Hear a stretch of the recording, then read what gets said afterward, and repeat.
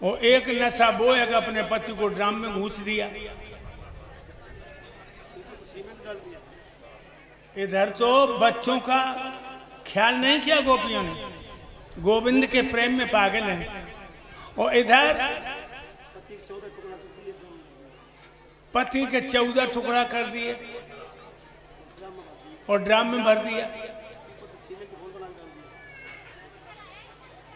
देखिए नारियां दोनों हैं, वो भी हैं जो कन्हैया की बंसी की धुन में खिंची चली गई,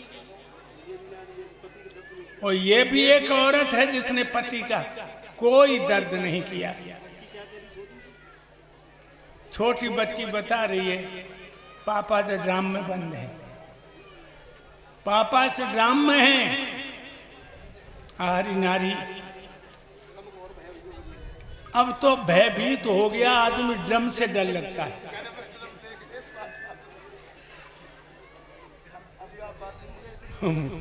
भक्तों हम भी अभी बाथरूम में गए, मैं ड्राम रखा था तो टॉयलेट तो गई बाहर में, प्राण लेने के लिए भरे। ये देखिए कि देखिए नारी के कितने रूप होते हैं। आज बंसी की धुन सुन करके वो गोपियां अपने श्याम से मूल्यों को दौड़ी हैं। कोई तो महावर लगा रही, बंसी की धुन गई, एक पैर में महावर एक बिना महावर की भाग दी। कोई सुरमा लगा रही, एक आंख में सुरमा एक बिना सुरमा की भाग दी। कोई नथुनिया पहने जा रही, नथुनिया ना कि नथुनिया कान में अटका दी, भाग दी।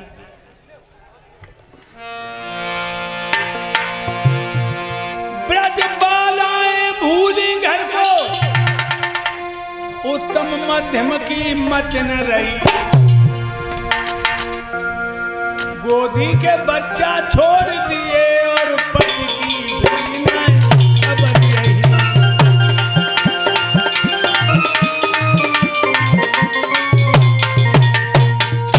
भक्तों धन्य है वो वृंदावन की गोपियां जो प्रभु के लिए कैसे पागल हो गई।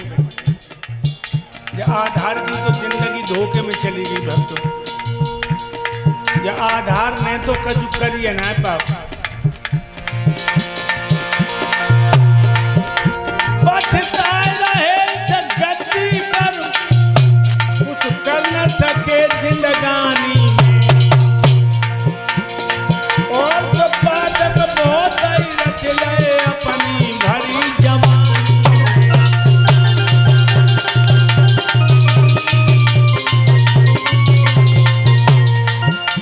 मेरी सारी जिंदगी चली गई धन की खेचा तानी में।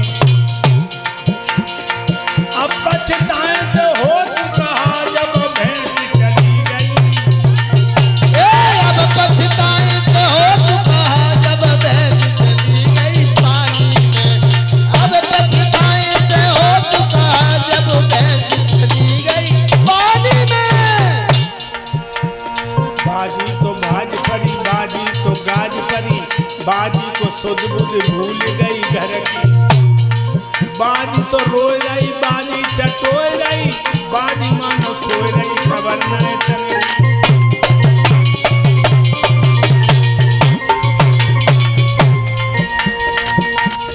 बाजी न धरे थी बाजी के बहनी, बाजी की उठी बिहाय बाजी का बाजी और बाजी का कहाँ बाजी, बाजी का बाजी और बाजी का कहाँ बाजी, बाजी का मुरलिया बाजी नचबली।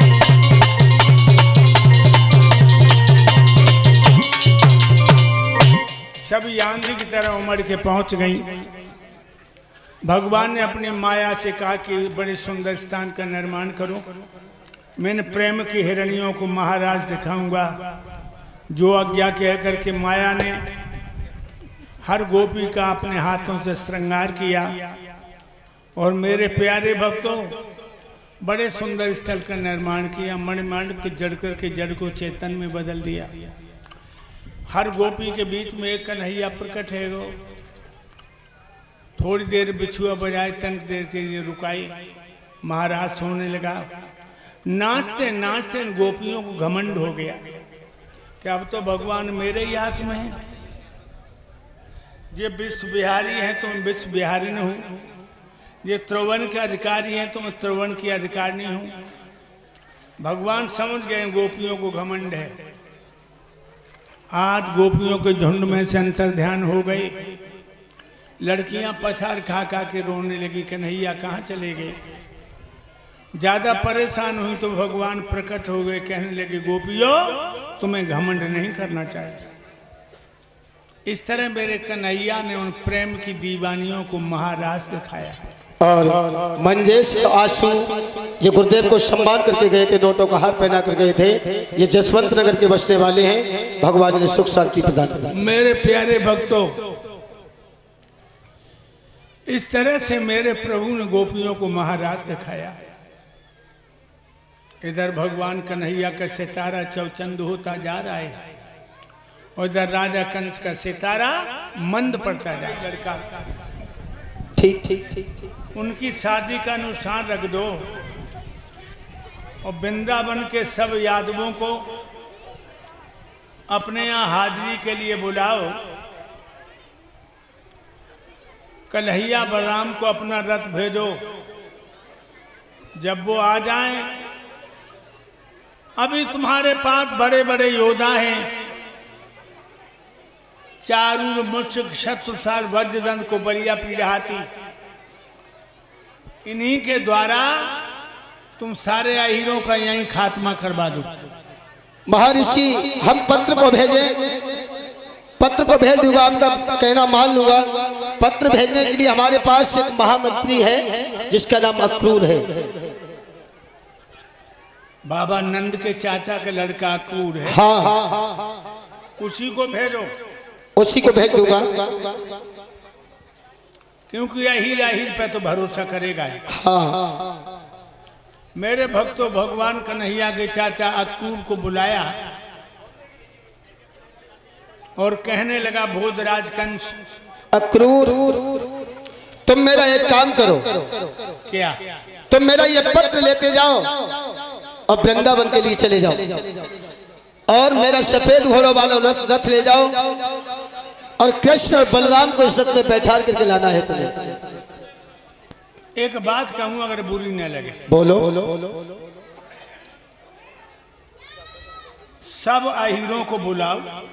हाँ, एक कन्हैया बलराम को बिल्कुल मत बुलाओ। क्यों अक्रूर? मैं कह रहा हूं वो काम करो, तुम हमारे मंत्री हो। राजन मेरा निश्चय है, उनके आने की देरी है। मौत तुम्हारे सिर पर है, मथुरा मोहन की चेरी है।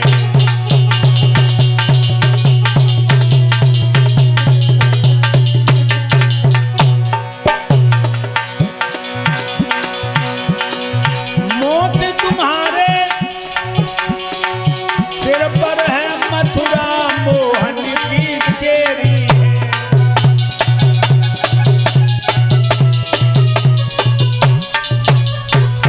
अगर कन्हैया बलराम आ गए तो मौत तुम्हारी खोपड़ी पर नंगा नाच करेगी और ये मथुरा मोहन की गुलाम हो जाएगी। अक्रूर ज्यादा बातें सुनाने की कोशिश ना करो, क्योंकि तुम्हारे मंत्री हो। तुम मेरा कहना मानो, पत्र लेते जाओ और भगवान कन्हैया और बलराम को बैठा के रथ में लाना है।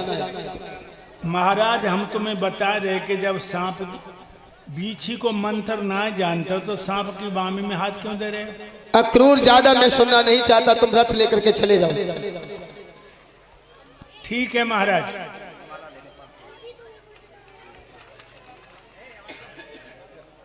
आप अपना रथ दो हमें, हम जा रहे हैं। कंस ने अपना रथ दिया है अक्रूर चाचा को। अब अक्रूर और ये विपिन यादव, श्री राम नरेश यादव सुनो, ये गुरुदेव को 500 नोटों का हार पहना करके सम्मान कर रहे हैं और ये 200 मुद्राओं से हमें सम्मानित कर रहे हैं। भगवान ने सुख संपन्न रखे।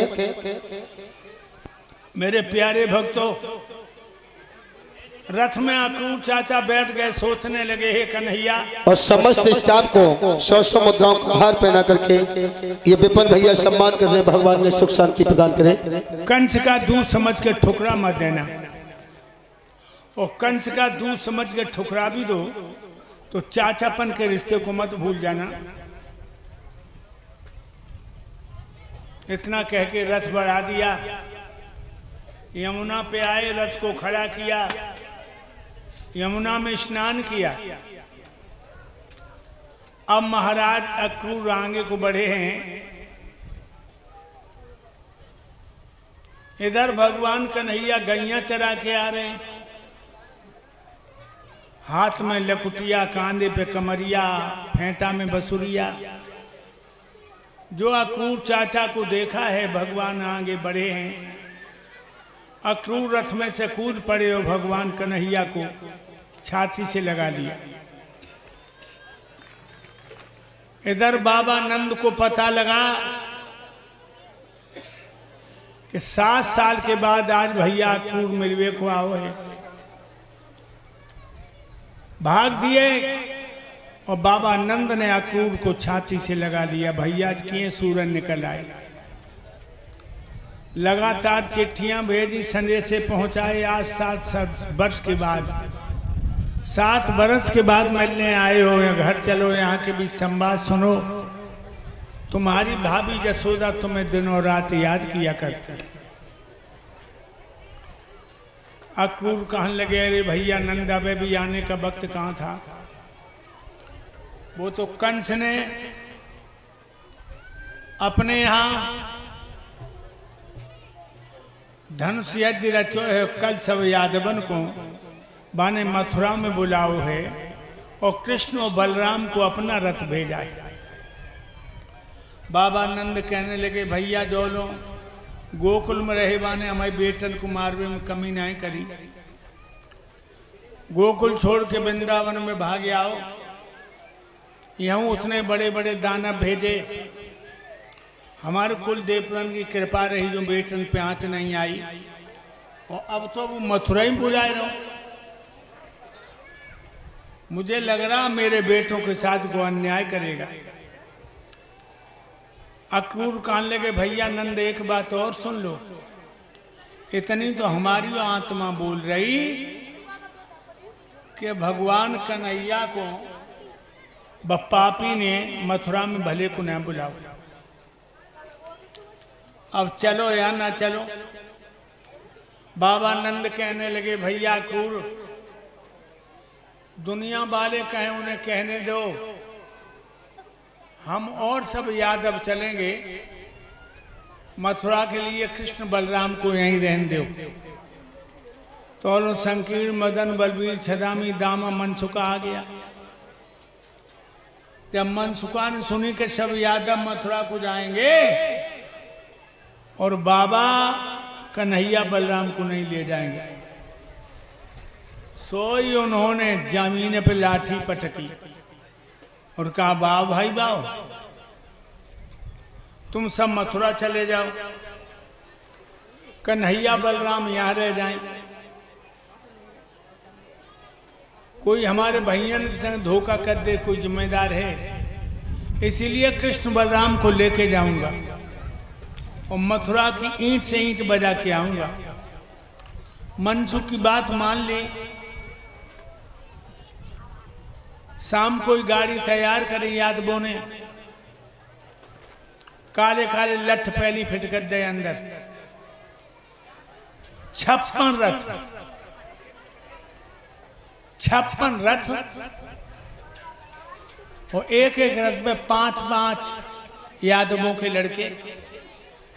अब रात बिता रहे, सुबह चलना है।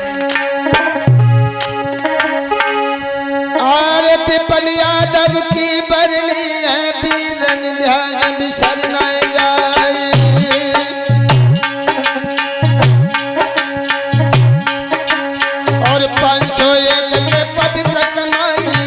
दूर भर को करत सम्मान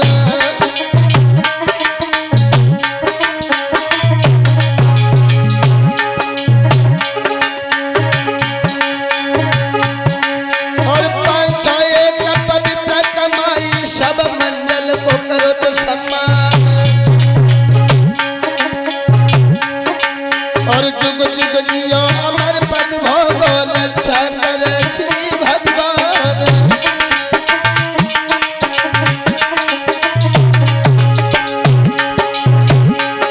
फतेहपुरा के जे बसवैया राखत आगे हमारा और पार्वती अंगना में डोले भोलानाथ भरे भंडारी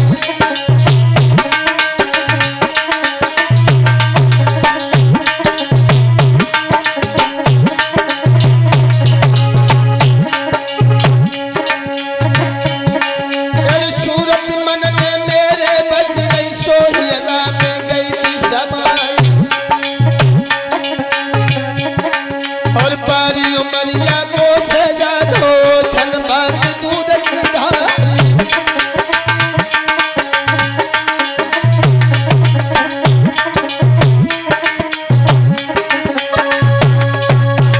एक सभी लोग कीर्तन बोले ताली बजा करके और सभी माताएं बहनें